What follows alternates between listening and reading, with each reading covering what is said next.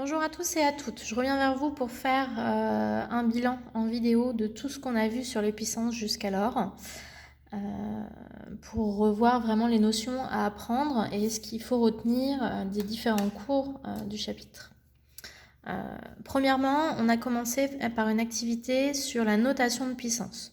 Donc on a découvert que plutôt que d'écrire un long produit comme 2 fois 2 fois 2 fois 2, on va préférer se dire, le nombre 2 apparaît 4 fois, donc j'ai 4 facteurs égaux à 2, et donc ça, on peut l'écrire 2 puissance 4.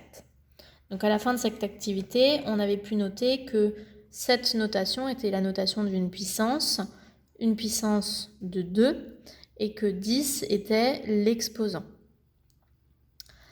À partir de ça, on a découvert qu'on pouvait également avoir des puissances négatives. Une puissance négative faisait appel en fait à l'inverse d'une puissance positive. On vous demandait tout d'abord de calculer, sans calculer, écrire l'inverse du nombre 2 puissance 3. Donc l'inverse c'est 1 sur 2 puissance 3. Et plutôt qu'écrire la fraction, on va préférer se dire que c'est 2 puissance moins 3. En fait, le moins va correspondre à notre barre de fraction. En classe, on a mis ce moins en noir, qui correspond donc, le moins, c'est la barre de fraction. Et le restant, 2 et le 3, se retrouvent en bas en faisant 2 puissance 3. Donc à la fin de cette activité-là, on était capable pour un nombre, par exemple 1/16e, de l'écrire sous la forme d'une puissance négative. On sait que 16, c'est 2 fois 2 fois 2 fois 2, donc 2 puissance 4. Donc 1/16e, c'est 1 sur 2 puissance 4. Et 1 sur 2 puissance 4, c'est l'inverse donc de notre 2 puissance 4. Et ça se note 2 puissance moins 4.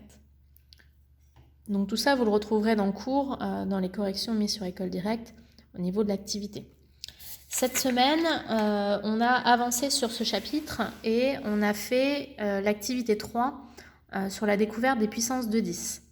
Au niveau des puissances de 10, on s'est rendu compte que c'était plus simple puisque le nombre de zéros qu'on va avoir dans notre nombre, 1000 par exemple, on voit qu'il y a 3 zéros.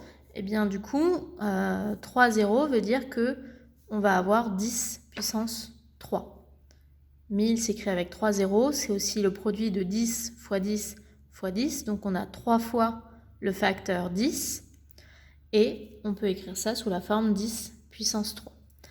On a fait plusieurs calculs et on s'est rendu compte que finalement, ça voulait dire que sur une puissance de 10, l'exposant correspondait au nombre de zéros qui se trouvait après le 1.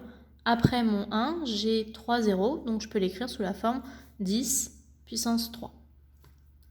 Sur la deuxième partie de l'activité, on regardait les puissances de 10, mais cette fois-ci avec des puissances négatives. Et on s'est rendu compte que 10 puissance moins 1, c'était 1 dixième, donc 0,1. 10 puissance moins 2, c'est 1 centième, donc 0,01. 10 puissance moins 3, c'est 1 millième, donc 0,01.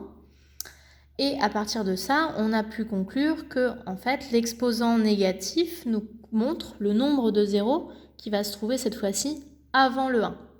Donc dans le cas d'une puissance négative, c'est le nombre de zéros après le 1. Et dans le cas d'une puissance négative, c'est le nombre de zéros avant le 1.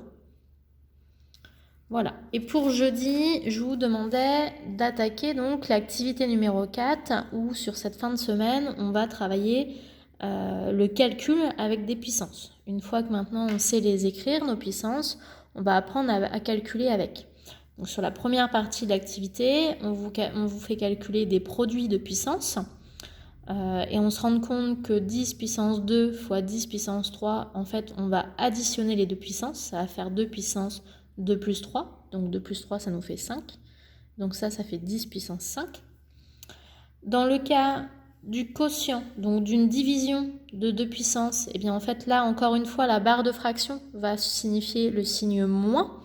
Donc 10 puissance 4 divisé par 10 puissance 2, ça fera 10 puissance 4 moins 2.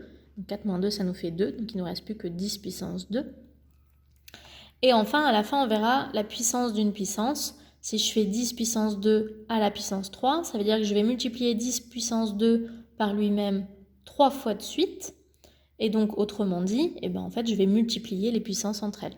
Ça va me faire 2 puissance 2 fois 3, soit 10 puissance 6. Donc, la correction sera faite jeudi, je vous la mettrai sur École Directe. Et pour jeudi, donc l'objectif, ça va être de vous faire, de déjà faire la correction et ensuite de commencer à faire des fiches sur les fractions. Je vous mettrai également aussi des exercices à faire en ligne. Bonne journée!